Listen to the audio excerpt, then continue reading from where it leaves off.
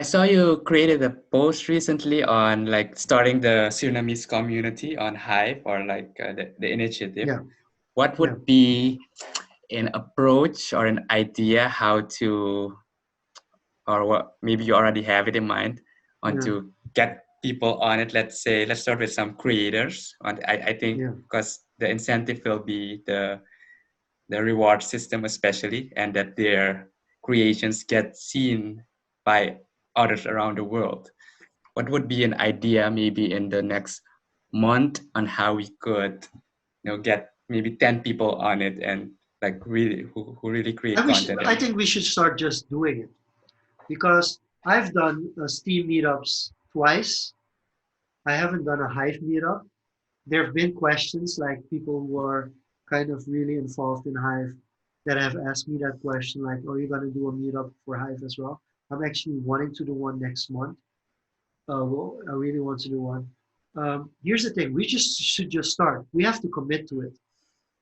We really have to. The problem is we're afraid to commit to a new platform. And I've also, and let's be honest, for me personally, this has been the longest I've been committed to Hive or Steem for the last years. Because what would happen? I would start off in January, February. I would be active. I would be on there every month, and then the social media preparations for the social media conference would start, and then I would start lecturing, and then bam, there's no more time left. So I just disappear for 3 months, 4 months, 5 months. Then I come back in June, July, and then I post 3 times. And then August, September happens. And then all of a sudden we're back in January and it's like, yeah, let's. This has been the first year that I actually committed to even days like I don't have time. Let's just go on Hive, at least comment to one or two posts that I enjoy, staying active. And that's something we have to commit to. Otherwise, it won't work. Like, if there's somebody who has invested tons of dollars and wants to support us, and we just keep on disappearing for months, they're not gonna invest in us as a community. They're not. Why should they? And there are a lot of people that want to invest in a community. I know for sure if we get like 100, 200 people from Suriname posting content on a daily basis, how Indonesia does it. I mean, the Indonesian community or the Thai community, or I think there are a couple of communities on Hive, community or country different communities that are at Malaysia. I think the Malaysian community is quite strong there as well. If we kind of prove that we can put out content, people want to know about Suriname. I'm gonna share you a big secret. No, yeah, big secret. The biggest guy, I'm not the biggest guy living in Suriname on Hive. interesting. There is a Cambodian family. There's a Cambodian family who lives in Suriname, and the dad, Justin, he has a Steam account, and his wife has a Steam account, and the kids have a Steam account. And he's Cambodian. He just lives here. He's stationed here at the moment, and he posts about um, the Surinamese sherry, like Surinamse. Oh, Cherry, yeah. The cherry, the Surinamese cherry, and he did a post on that, and I think he got like that post got like 8 or 10 or 15 or $14 worth of upvotes, and yeah, nobody posts that. Nobody tells the story about Suriname. Nobody puts posts on Hive when our city is underwater and we just start doing all these kind of crazy things because our city is completely flooded. Nobody's taking out pictures from the COVID situation and the lockdown, people standing in line, and and how they stand in line for the supermarket. That kind of information, people don't know that about Suriname. But people don't put out the creative artworks that we make or the cultural things that we do here. We don't post that. One of my friends on Hive, I think she's Indonesian or originally she's Indonesian. I showed her one of the food vlogs of David's been here on YouTube. And she has been binge watching videos on the Japanese food culture in Suriname because she recognized everything her dad told her about Jaffa in the 60s in those videos. You know how cool these things are. But we're not putting out that content. Why is that though? And Is it then because we don't believe like our lives are shareable and interesting? I don't think we realize how valuable it is that we Mm-hmm. write our own stories as a country. I'm going to give you a big example. And this is not blockchain related, but when I started doing research on Google and on social media in 2009, I started researching certain things about Suriname and what would show up if I searched those terms on Google. And I found out that almost all the information written on the internet about Suriname has been written on Dutch websites. Yeah.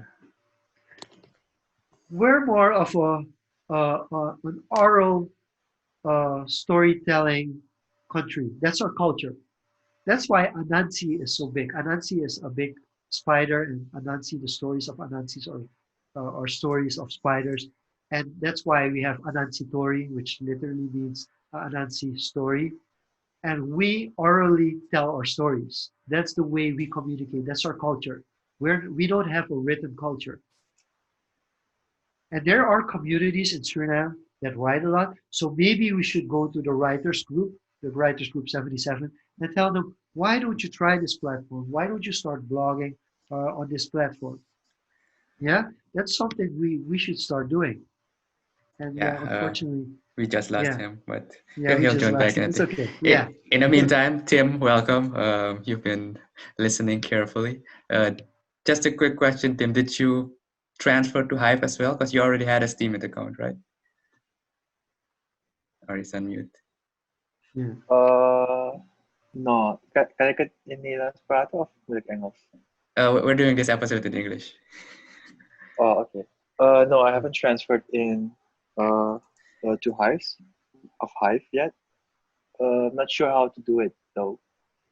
You just log in with your same credentials. Yeah, I just did it last week. It was pretty simple. You have all the same things again. So Yeah. Just log in basically, or it's the sign same. up? Because I'm No, you on can the log site in. right now. Is log in. You can just log in. You can log in with your same credentials. Your everything, your Steam power and your Steam will convert has been converted in Hive and Hive power due to the fork. Okay. Yeah. So there's an interesting thing because Timothy started talking in Dutch, and this is also something that we have to consider when we talk about the Yeah. Surinamese community. The language, I think, because um, a lot of great content creators in Suriname create their content in Dutch. And I mean, there is a Dutch community on Hive. There are a lot of, I think there are a lot of big people. I think one or two witnesses as well are Dutch. Um, so they might support, but not necessarily because, yeah, should they just support Surinamese people because they also speak Dutch? It doesn't really make that much sense. But we do have to decide, and that's why I do think we need a community because we should reward people that write in Dutch as well, and creators like big creators that write in Dutch.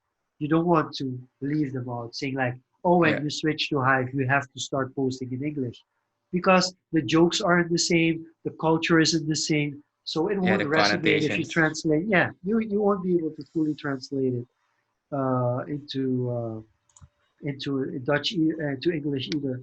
So that's something we do have to consider. Yeah, and I Yeah. think welcome back, Greg. The distribution for English is much broader, and especially if you want to connect with people from Indonesia, Malaysia, Yeah. around the world. And interestingly enough, speaking Dutch or writing Dutch can be a niche value in itself, because Yeah. I've met people here that, oh, you speak Dutch? Wait, what? I've met people from Indonesia, and it's kind of the opposite. Yeah, that's How interesting. Dutch works in Indonesia, it's the grandparents that know Dutch, and the young kids all do know Indonesian, so you know some broken Dutch.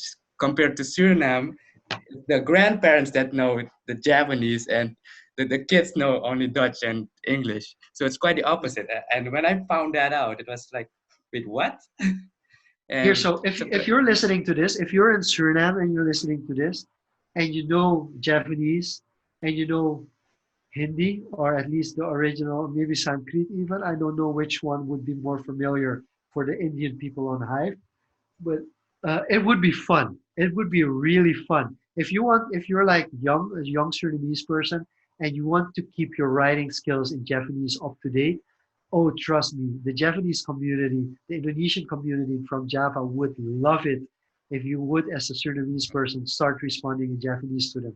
They would Yeah. love it. We would start talking which words have changed. It's really, they're gonna enjoy it so much because then you're really connecting on another level, which I can do.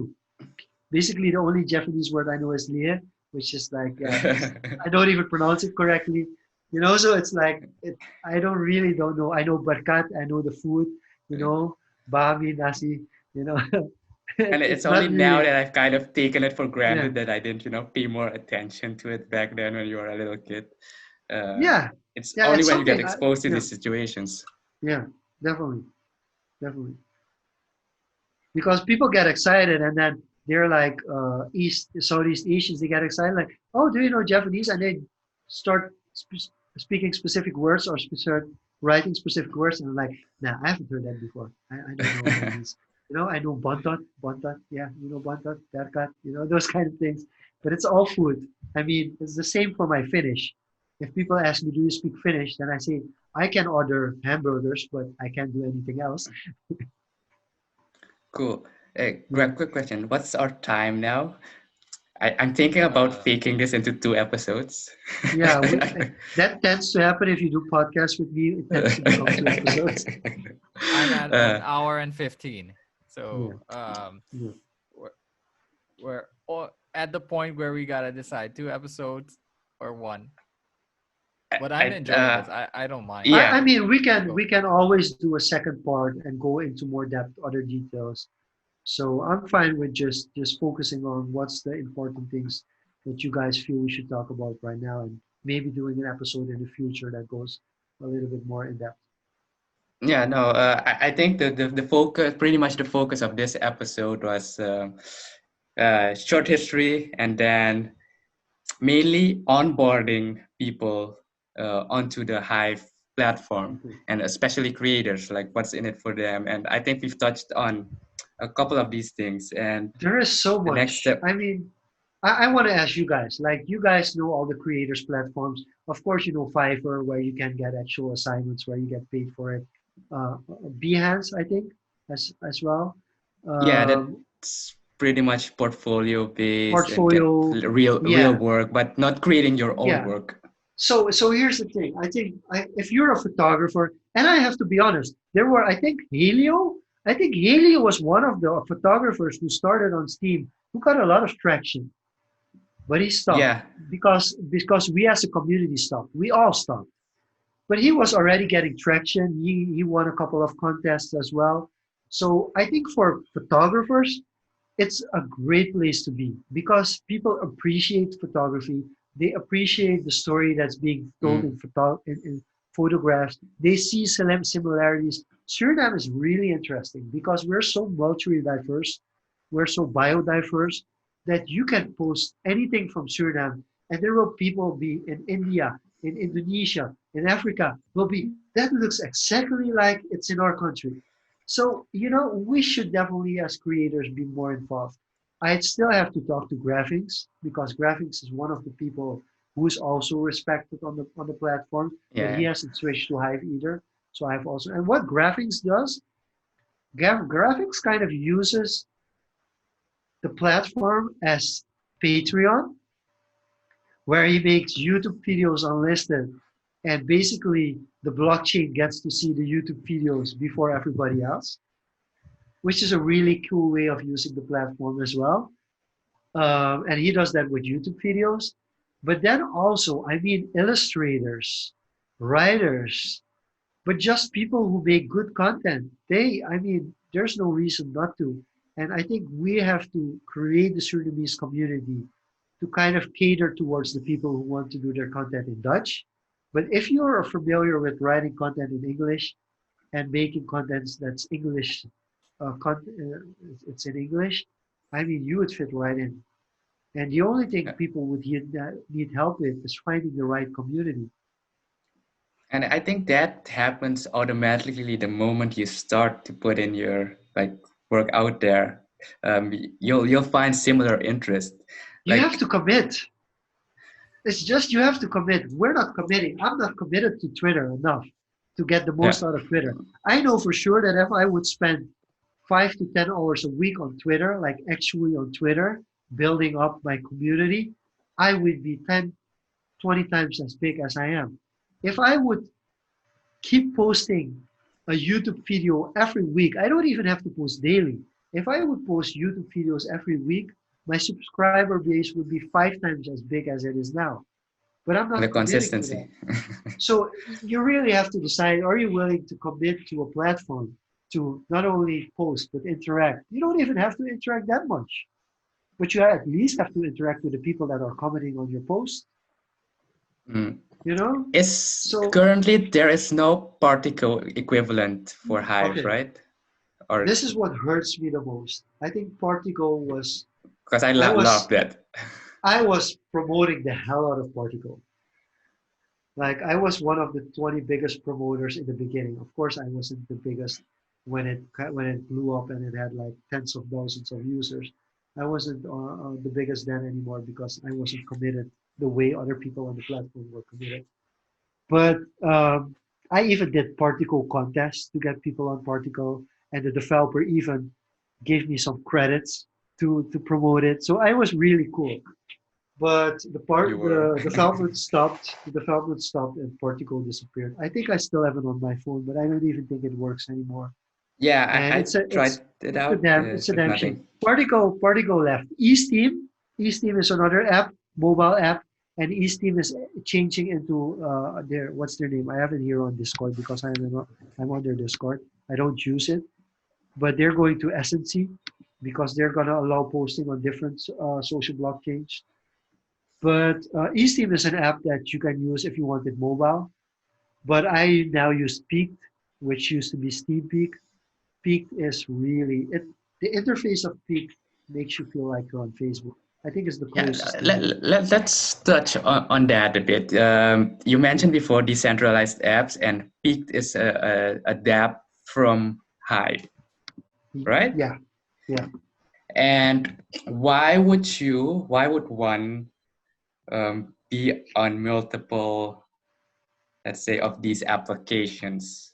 Okay. Because as it seems to me, it becomes a lot to manage. Just like we have Facebook, Twitter, and etc. now, Instagram. No, if Basically, you I use see the same Peaked, thing happen. no, if you use Peaked, basically you use Hive to Peaked. That's it. Basically, So you use Hive. Hive is just your account to get, and Yeah, you Hive just do is the your work on Peak. blockchain, but Peaked is fully connected in the Hive blockchain. All the essential things that you need. You can claim your rewards, you can post, you can comment, you can transfer money, you can even exchange Hive back dollars to Hive. I won't get into Hive back dollars this episode, it will be too much. But you can do everything that you would be able to do on the Hive blockchain, you can do it on Peak. I can even delegate my my Hive power to somebody else through Peak. So it's a What would really, really, be the yeah. difference then between Peak and Hive, as in the community? Is the content solely on No, no, Peak? no, it's the same. So basically, Peaked is just the front. It's just the front end dApp for Hive. You can go on the Hive block, which is really kind of the plain uh, connection between Reddit and Medium, kind of combined into one, and you go on Peaked, and it's everything's the same because the people are the same, the accounts are the same, the interaction is the same. It's just the interface which is different. It's just the interface. It's nothing else. Slap on a coat of paint and to Yeah, make it more comfortable for you. it's just so much user friendly. It's really Peaked is really really user friendly. And I saw, because I tried to make the Peaked account, and then you had something about the Hive chain, and yeah, at the end I had to Yeah. read through some So stuff, so I didn't do so it. the So Hive that was a signer, barrier. I use a Hive signer, and the Hive signer is just you upload your passwords once. I think you have to upload your active posting password so you can actually post on the platform. And then with Hive Signer, you log in with your same credentials on Peak. So once you've done it, that's the hard part about all these things. Setting it up. The threshold is high for setting it up. Once you set it up, it's smooth sailing. But I have the same thing with my online banking app for my bank. You know, once I use it regularly, it's like, whoo, and then all of a sudden you haven't used it for a month and you're like struggling because you don't know the password anymore and you can't get into it. Once you're in it, everything works smoothly. But the setup, that's the hardest part. So That's I the guess same everywhere. during the onboarding process, we gotta handhold the people all the way until they put their first post in to help them get through it. Because as you said, the threshold is pretty high, even for me. If I need to start reading instructions, I'm like, screw this, I'll do it later, and then I never do it. But that's why now they made it easier, because they let people onboard through eSteem or through Peak. So they haven't seen the other side. They don't even know what the backend is. That's got to be another issue. If we start onboarding people, we have like 200 people from Suriname on Hive, and then people will see like, hey, I want to cash out. And like, how do I do that? And then they tell them, okay, you send it to an exchange. Oh, you don't have a Binance account or Coinbase? No, you don't have Kraken? Okay, this is going to be difficult. And then they're going to start realizing that they have to get their Hive from Hive to Exchange. to an exchange, and then to an exchange that actually can exchange to fiat, and then you have to have an exchange that actually allows you to send your fiat from the exchange to an actual bank account, and then they'll realize they don't have a bank account that they can send it to, because the exchanges don't let you connect to your local bank. So it has to be a bank in the US or in the Netherlands, and then people are completely screwed. And they're like, and okay, I think that's a mindset people need to let go of a bit. We touched on this in the previous episode, right, Greg? As in, how do you get into the traditional exchanges as such, and how do people cash out? People need to let go of that mindset a bit, because you earn it and you need to use it into that ecosystem. And eventually, in the near future, things are gonna get easier, maybe. But you need to let go of that mindset to immediately try to get that reward in your hands physically. Thank you for that. Thank you for that. Because that's I've never the same cashed approach out. I do. I've never cashed out. So I think my account is worth between $250 and $300 at the moment. Big player. No, it's really not a lot, because I really haven't been that active, because people think, wow, you've been on the street. You've been on the platform for 3 years and that's all you got. Well, basically from the 3 years I've been active for 6 months, and the other 30 months I haven't been active. So I checked. My profile is worth 50 cents. Yeah. So like what are you expecting? Like, you cash out your first time that somebody approached you for $10 and you want to cash out immediately? No, because that's another thing about the platform. You should build your reputation, but you should also build your power on the platform. You also want your vote. You know how cool? One day I hope that I have an upvote of $1. That when I upvote somebody, bam, I've upvoted them and it's worth $1. One day I'll be there. It's not my main purpose, definitely not. I'm reinvesting everything in the platform. But one thing I also think we should do, we should have a service for people to upload SRD and get Hive, and the other way around. Send Hive to one of us, or maybe to another platform, to a service, and then people get SRDs in return. And originally, I wanted to set this up through AuroX, because I think that's definitely the group. So I'm really gonna start trying to get AuroX to onboard on Hive as well, because if we get an exchange, a Caribbean exchange that allows you to get your cryptocurrency to a local currency in the Caribbean, I think that would be awesome. even though I understand that exchanges are kind of against the idea of cryptocurrency, it would be much better if we had local businesses. I know one local business. I currently make glasses, sunglasses with Surinamese wood, and if I want to, I can pay it in crypto I in saw Suriname. it back in Yeah, 2018, I I think it's think. Custer Optics allows you to do that. So I can actually pay in Bitcoin or Ethereum or one or two other cryptocurrencies for my sunglasses, my Surinamese custom-made sunglasses. I probably won't do it, but the option is there. So if we get local businesses which are now starting to understand mobile payments to also allow payments in cryptocurrency and particularly in Hive, I think that's much better than the exchanges. But because as a fanatic, as a crypto fanatic, it's not that I'm against crypto exchanges, but I do understand that a crypto exchange is kind of against the idea of cryptocurrency. Yeah, but as it is now, it's basically just an interface to get That's in it. and out of it. Yeah, yeah, it Because is. there is no alternative. There is At there. least It's an the intermediate alternative that you would need. be know someone who has some of it and then just Yeah, directly can yeah, give them. and then it gets really expensive. You know, I do want stocks in the Surinamese brouwerij in Suriname, but I can't get stocks in the Surinamese brouwerij because nobody is selling. You know, so you'll get Yeah, a similar issue to that. yeah. Yeah. How big would you say is the community now in numbers? Like how fast has it grown in the past 3 years, I guess? So I think there are over 1 million Steam accounts.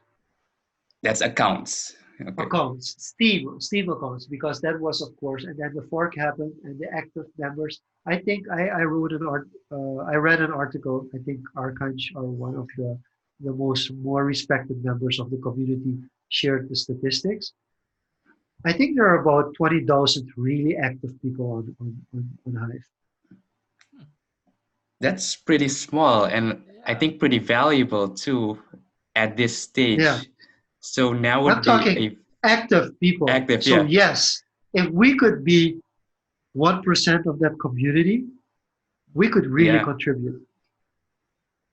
And as it grows out, it may take 10 years to get Yeah, to that million, but being in there now will pay off yeah. eventually. Because Steam has the ghost account. So yeah, Steam has 1 million accounts, but are they active? Yeah, and it is the active accounts that usually have power Yeah, and getting a chunk of that pie. yeah, And yeah. uh, do you What are the think? Yeah, go ahead, Greg. what are the odds that just like Steemit, some big player comes around and they obviously can't buy the company because it's fully decentralized, but can a big player come in after a few years? You put in so much effort to build up a reputation, and then just some external factor just comes in, wipes it all away. That person has to be really, really, really big. And I mean, here's the thing, and I'm really getting into my theoretical side about this. And again, I'm a social scientist, so I will definitely look at examples. Because here's the thing, the decentralized thing is not something that we've been waiting for this for such a long time. There are a lot of people, including myself, that feel there has to be some power, centralized power. But in reality, we don't. We want to move towards a third space, which, and I'm going really philosophical now. I'm going Michel Foucault and those kind of people. But what we really want is a space where everybody has an identity. Everybody has the freedom to interact. And if there are too many people saying like, that's not correct, you will get corrected. There doesn't have to be a police. And people that play police currently, I'm going to tell you a true story, something that happened. One of the big guys on the platform started downvoting somebody and made a blacklist because he thought something was unfair. And a couple of smaller people who are not even close to as big as he is, started saying, hey guy, this is not correct. This is not a way to approach it. You've lost my respect. And that person immediately sent out an apology and posted apology. And here's the thing. When you post, you can decide if you want 50% of the reward, if you want it to have it fully powered up to give you more power on the platform, or if you want to decline payment, you can also decline payment. And for that post, he declined payment, letting people know like, even if you upvote me for this, I will not take the reward. And that kind of gave a gesture to, okay, I'm admitting I'm wrong.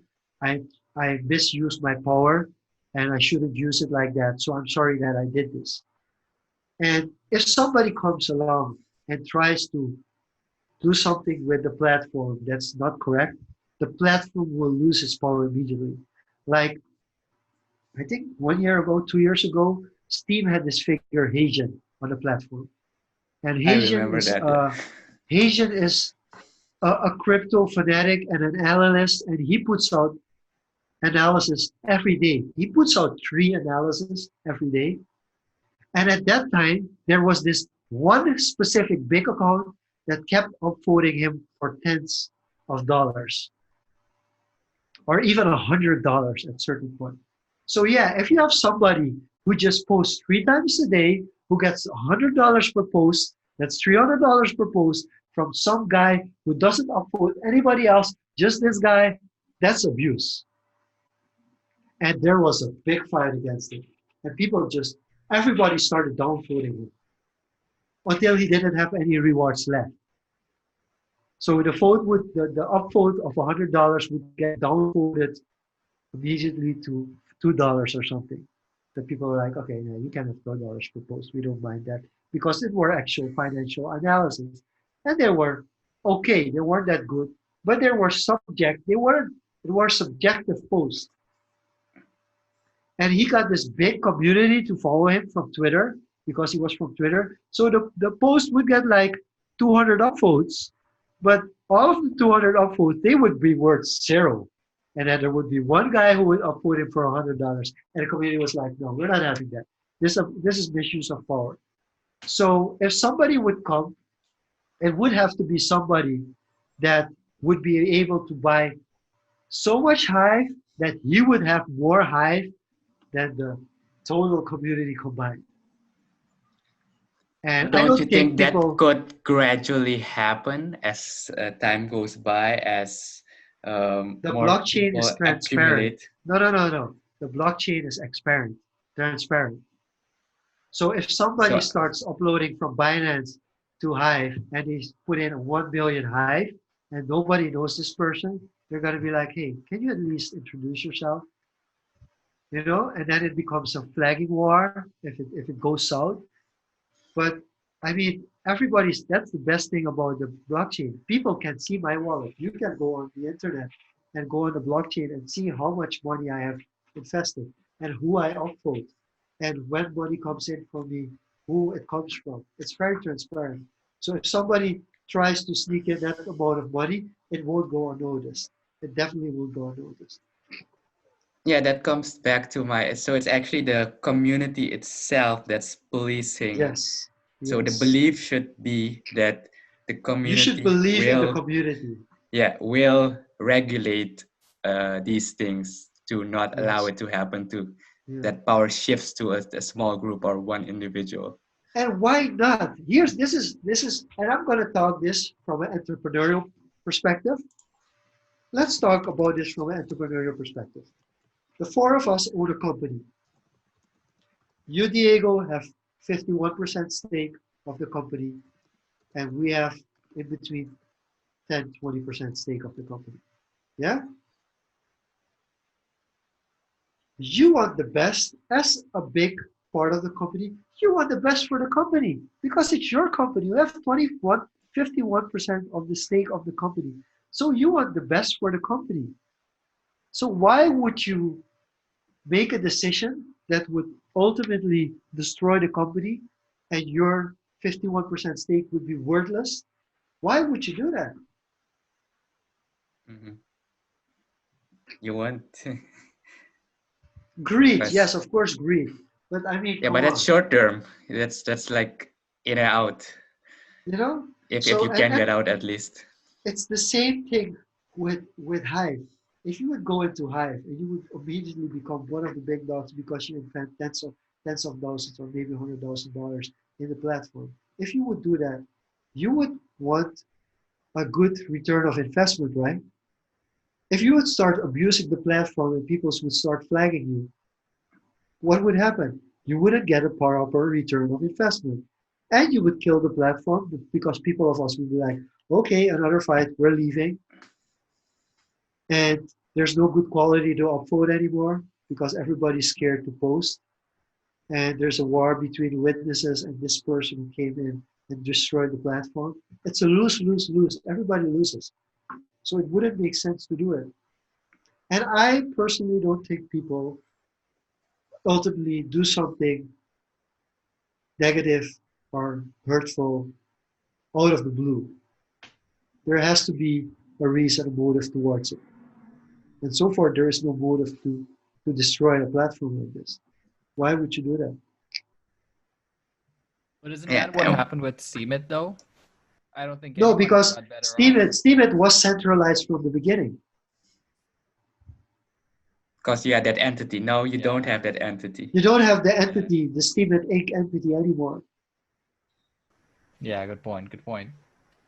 The only question mark Nobody, is now how it when gets Justin, regulated. yeah. The So supply. the problem was when Justin's son bought Steemit.inc, the community didn't have say in it. The community couldn't say to that like, no, you're not allowed to buy it. They weren't allowed. They couldn't do that. They didn't have the power to do that.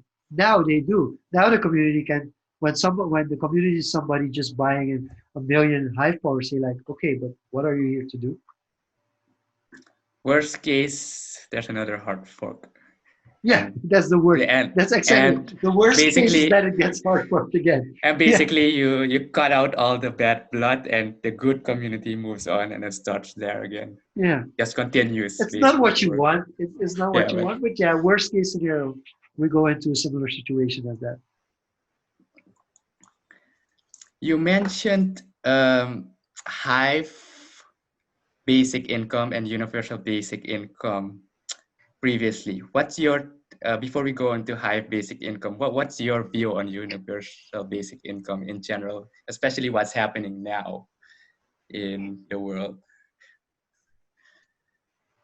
So if people ask me what is my political view, I tell them I think left, I act right. And from a perspective, I mean, somebody told me, if you're 20 and you're not a communist, it's wrong.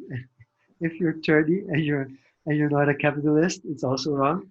Something like it's not exactly what he said, but I figured what he meant by it is to when you're like in your student years, you always think like, what can we do for the community? What's best for the community? And then when you get older, you start realizing, okay, you should have shit in place. You should have structure in place. You should have at least some kind of general understanding of what's best for the world. And you can't just give away money for free and give away everything for free just because you want everybody to have a better world. For me personally, I want equity. I want world equity. Yes, I want world equity. So from that perspective, I completely agree with universal basic income. Is that the approach you took when you did that post that got downvoted on the Hive? No, not necessarily. Income? I just wanted to I did it because I wanted to reward people that commented on my posts. Mm. Because the biggest problem I had previously, and I even had that on Hive when I started, I would post quality content and nobody would comment on it. And it would be a disappointment because, wow, it's nice. Okay, somebody upvoted me and I get $5. But I have like two comments. And they're not even actual comments that go into the content that I posted, but just comments that are somewhat an automatic comment or something like that. They would be like, come on, this is not what community is supposed to be. So it But was more an luckily, incentive to get engagement so that yeah, they so get I some rewards as decided well. let's give an incentive for people who care about high basic income. Let's give them an incentive that they would comment. And the funny thing is, they still didn't. the people that commented were people that I already knew and I already liked, people that already kind of supported me throughout my whole process. So I decided, well, I at least have to keep to my promise. So I decided to give them Hive basic income. And then somebody who has been downvoting everybody that does that, downvoted on my post as well. And when I asked them to explain it, Yeah, they didn't they even went respond. I silent was though. like, come on, you know, at least respond to it. And at least I even asked, link me up to a post while you explain. I know that person was downvoting and other people told me as well, but I didn't know exactly why. It was just that the person was telling like everybody, I'm going to downvote everybody that uses the service. But yeah, why? And then the discussion would start about basic income as well, universal basic income. And then you could have like, why should it work? Why it doesn't work? But I feel like, um, and it's hard because the people who should be working the hardest for universal basic income should be the governments. And they're just not doing it. And the reason they're not doing it is because they use their power and control to get votes. Because Yeah, if people would get universal basic income, they wouldn't need the government support anymore and they wouldn't necessarily vote for them anymore. They would vote for who they really consider does the most for the country. So that's a big problem in politics and in geopolitics as well. just to sidetrack on that a bit, I saw a video on YouTube. It's called "The Rule of Rulers." Look it up later, maybe, where they Okay. explain why eventually you're always, pocketing money on the side just to get re-elected.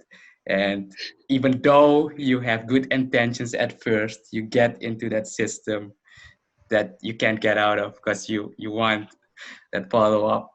It's a fun animation that's pretty interesting, but that's just side topic.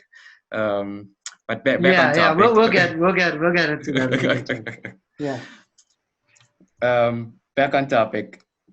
So a bit more on Hive. I remember Steem back then had a lot of like side apps where you can track data, bots to upvote. Are those still prevalent in Hive, like the bots especially?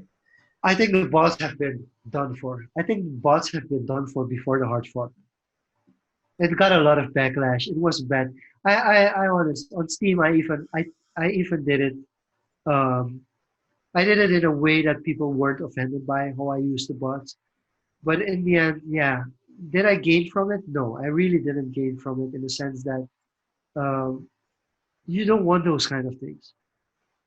It was in a sense abuse to an extent by some people, and then that got regulated by the community again. Yeah, but also like I would never promote a post, like pay to be promoted on Hive, which is weird because I do it on Facebook. Yeah, it's weird, but I feel on Hypocrite. Facebook. Yeah, no, but I feel on Facebook I won't get noticed if I don't do it because I don't post enough. For Facebook, if you want to be in the algorithm and get noticed for quality content, you have to post a couple of times a day. With Hive, I don't feel that it's necessary. With Hive, I feel I can post 2 times a week, and I Is will get that due to the volume of people there is on the platform? yeah. I don't think the algorithm. That's one of the things that I'm worried about once the platform gets bigger. Yeah. The algorithm. I'm worried about the algorithm. But that's something for me as a social media person to be worried about, not necessarily As a content as a creator. community, as a content creator or community. But those things are gone. The good apps that help you figure out how much power do you have, because power takes some time to reload to get back to 100%. Your resource credits, who upvoted you, who are the people that upvoted you, who commented on your things. Most of that's already on Peaked. So Peaked has a really good platform and some things that they included. And Hive blocks. I remember steemd.com. There's something similar called hiveblocks.com. And on hiveblocks.com, you can also get all the inside information of all the accounts. So there are more. There are several more websites that they've replicated. The games as well. I think Splinterlands currently is the biggest blockchain game there is worldwide, and they moved from Steem to Hive as well.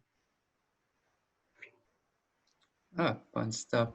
So I guess Peaked would be the go-to, I guess, Yeah, dApp to use now at the moment yeah, for especially new yeah. people because It's it has the also most.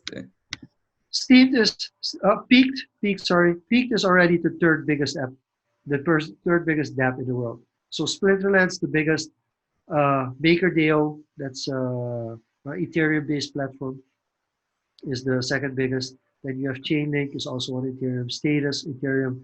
Kyber Network, Ethereum, and the Hive block, Hive. Then Mesh, What are you Neo. reading off now? I'm reading the state of the dApps rankings. Okay. So, but basically, peak.com is the only knock against Peaked. Basically, is it's desktop based. It's not mobile. So that's Yeah. why some people use eSteam. But Yeah, waiting on a good mobile solution because yeah, we're waiting yeah, on it. I think Peak. I think enough people have mentioned to Peak already to for them to make the mobile version of it. But I mean, it's a lot of development because yeah, you want to have I can understand it. similar features as well. Another interesting one is ActiveIt. ActiveIt is also that used to be pretty big app as well. It's not as big anymore. I used But it in 2 ActiveIt, weeks yeah. and then stop. But again, it's something that you really have to use the dApp because you want to use the dApp Yeah. and for no other reason. And it used to they got a lot of delegations, so you would get upvoted. And yeah, I want to upvote from ActiveIt because they have a lot of power. And you should use it because you really want to use it, not because you get more upvotes for using it. So that's also something that we have to work on. No, it seems to me that a lot of in these past 3 years, like unnecessary fat has been cut out, especially after during the hard fork from Steem to Hive, and it's getting a bit more polished now. And especially when they release a mobile interface, that it might get easier But why? traction. Why? You just want to get addicted. You just want addicted. Why don't you Addicted want in the yeah, in social media sense. See, okay, here's the thing about it. It's the dopamine. I mean, we've all watched Simon Sinek talking about our generation of millennials and how we get addicted to dopamine and why we get stuck because we use social media too much and we're too addicted to getting a like. It's the same thing. There are a lot of people who are addicted to Facebook because they want to know how many likes or reactions their yeah, post got. Or on Instagram, same thing. You get the dopamine from the notifications that you have upvotes. yeah, that's It's why they not healthy. eliminated the numbers. No, but Yeah, I mean not to look at the feed per se, but to create posts. Because if I take myself as an example now, yeah. especially on the photography side, I barely do anything on my computer anymore. Everything, the edit, I do on my phone mostly I now. totally understand. I totally understand. So like, But still, for good content, mm, to take some time to take the photo off your phone, put it on your laptop, write a little bit more. Writing on your laptop is a little easier. Give context to the photo. Put it in a document. And for me, I use Evernote to make sure that I don't write anything and then it disappears. That's the great thing about the blockchain as well. If you make the mistake or going back or forth in your browser, it kind of stays there. So that's a great thing about posting on the blockchain as well. But great but thing. And what if you post something that later you thought, shit, I should have posted yeah, that. but that's a social media kind of related thing. But see, for me personally, I don't mind because when I'm on my phone, it takes time away from my kids. So okay, maybe I'm in a different situation than you guys are, but if I deleted Facebook from my phone, I permanently deleted Facebook from my. I still have my account. I'm still on Facebook at least 3 times a week, but everything I post, all my interactions, it does put me into trouble sometimes because sometimes I need Facebook on my phone, but I've committed to not having Facebook on my phone because it's so much of a distraction.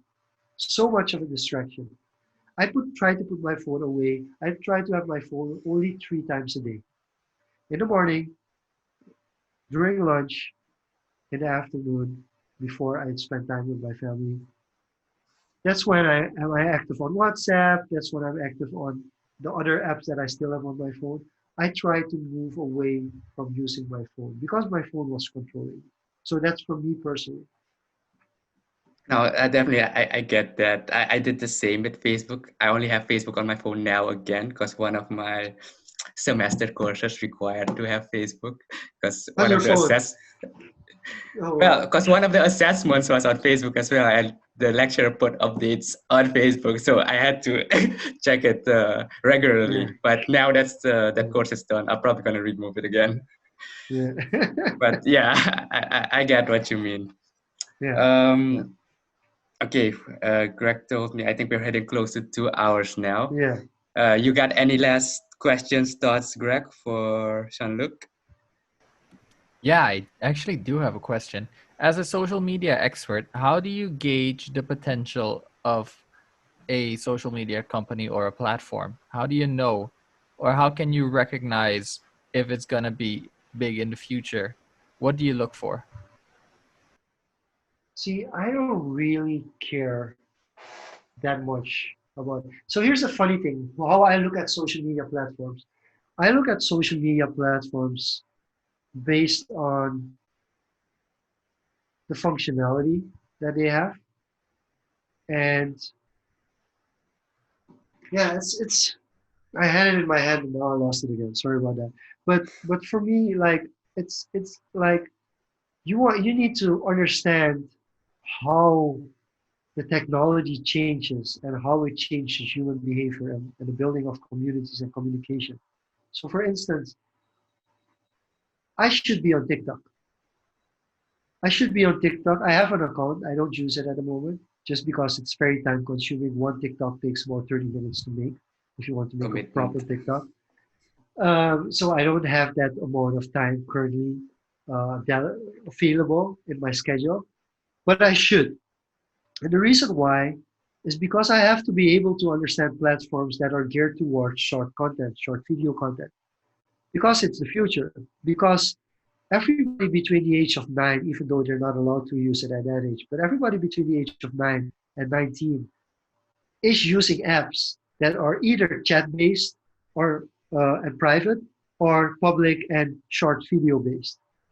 That's where we're heading to. There will be two kind of social media platforms that will be growing consistently, and that will be private social media networks that you don't have access and companies don't have access to the people, and public social media platforms which will gravitate towards video more and more and more.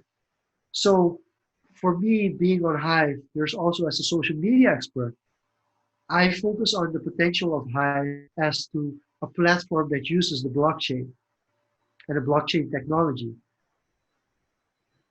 more than just and as a community. The community is the first part that I look at, but as a social media, as yeah, expert is a big word, but as somebody who's an average user of social media, for me the interesting part is like how does a social media platform on a blockchain work? How does that work? And I think the proof of work, the proof of concept is amazing. I used to have other uh, dApps as well, or apps that are blockchain related. I used to have an AOS or an Ethereum content app as well. We talked about Uptrend. I just don't have the time to invest in all of them. And for me, Hive is of all these kind of platforms I've seen, Hive for me is the one that votes most to what I think a platform like this should be like. Cool. And I guess first of all, before we close off, unless someone else has something to say, thanks for joining us, talking about Steem and the transition to Hive. I'm probably gonna look at it again soon, and as you Yeah, suggested, probably go into Peaked because it's more, I guess, yeah, friendly. Not sure what Greg is gonna do, but he'll Oh probably yeah, check it out too. yeah, I'm definitely gonna create a Hive account because I've actually been looking for a social media account or a platform where I can share what I'm good at and just with a small niche community because the local Facebook and the local Instagram It just isn't Yeah. catered towards what I No, it's not. excel No. at. So It's great. true. I'm looking Completely forward true. to it. And one more thing, you have a book that you're writing, right? On Peaked. I read one of the chapters. Okay. Which one I did you haven't read which the. one did you read? Which one did you read? I'm not sure anymore. It was like a month Do ago you when you remember shared it like on Facebook. do you remember like a sentence or something from what stuck to you? Then I can tell you which one it Um, is. about social media, the rise of it, the history, some of the history of social Oh, media. okay. Yeah, the rise Yeah. of social media.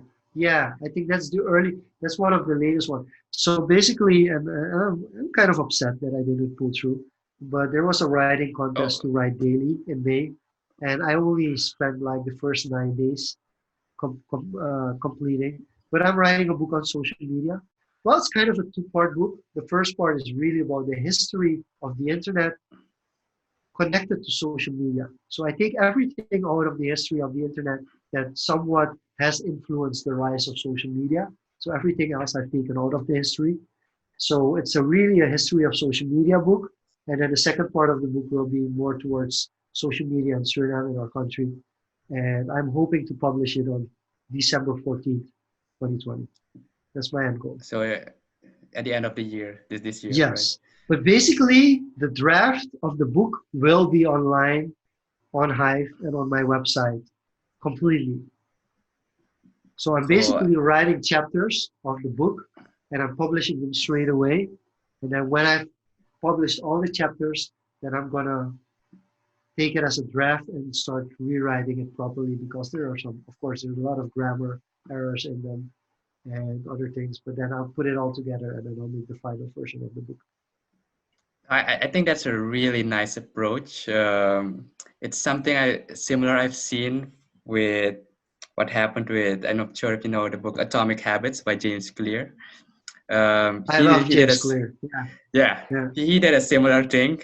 He compiled a lot of his posts that he did into a book and like fatted it, like cleared it up, made it more digestible, and Um, seems pretty similar. my So, favorite book, and it holds just you quickly, accountable for progress, I guess. yeah, I'm not really, I get distracted quite easily. So Well, that's a this is a problem for me. trigger to you. We're looking forward to it, so commit. Yeah. So, if I can do a final recommendation, has nothing to do with what we've talked about, but it's something you just spoke about. My favorite book of all time is Like the Flowing River by Paulo Coelho, and it's a collection of his works. So basically, just like James Clear had like his columns, and he just put them together in a book. The Like the Flowing River is a book by Paulo Coelho, and he kind of took a collection of his articles that he wrote for the newspaper and put it into a book, and I really, really love that book. So yeah, I mean that's something. The book that I'm writing does have a chapter continuity storyline to it, but yeah, I'm writing separate chapters and I'm publishing the chapters, and then in the end I'm gonna bring it all back together. Awesome. Looking forward to it. And Greg, one more thing. No, I just wanted to wish you all the best and good luck on it. Wow, I mean, thank you so much for inviting me. This has been really cool. I never expected that you would let me talk this much, and I talked for 2 hours. So yeah, Yeah. yeah. I think it was an interesting topic, and Yeah. we're trying to figure out as we build this podcast out different formats. I guess this Zoom session is a different format than what we used to. So So we're building out the podcast as we go and I building always structure have as we go. from a consumer perspective, I look at Joe Rogan's podcast and I go like, why is this thing 3 hours? Why is this thing 3 hours? And then when I start making my own podcast, I start being like, and like for us, we do a sports podcast, Beyond Brilliance and that, and we just after the first episode, we were like, okay, every podcast is going to be 2 parts. We won't be able to do this in a shorter time span. We just won't be able. And then I'm so for people who have listen to this podcast for a full 2 hours, thank you so much. I think we really, really respect you for the fact that you took 2 hours of your time to listen to this podcast. I applaud to that. I really Yeah. applaud to that. Also, check out Jeanluc's podcast. What's it called now?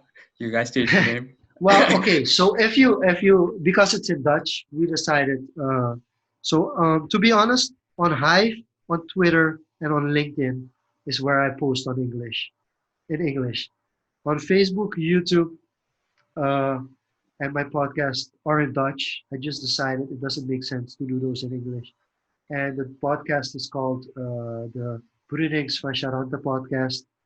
Lucky Ducio is the new kind of name for it, but it's Brunings van Charente podcast. It's available on Apple Podcasts, Google Podcasts, on Spotify, and on Anchor. So you can, if you're into sports, it's a really cool podcast. If you're into sports and you understand Dutch, check out the Brunings van Charente podcast because you'll like it. Exactly. It's fun. Yeah. Awesome, man. Thanks. Yeah, and of course I we will hope promote. to have you. Yeah, I would love Yeah. to promote your podcast. I've been doing it a little bit as well. I try to listen to all the creative convos that you have going on, and I'll Yeah, definitely be. I'm gonna upload this video on TreeSpeak on the main video platform of Hive, and I hope that people will comment and tell the things that I missed because I missed quite a lot of things. No, definitely. We hope to have you again maybe in the future. If you got topics you want to talk about, hit us up. The Discord community is there. And I think I didn't expect it to grow in this sense, but yeah, people It's just growing keep quite coming quickly. up. Yeah. Yeah, for people that are So- listening, this Discord channel is it's insane. It's something on its own. It's a social media platform on its own. With that being said, thanks for listening and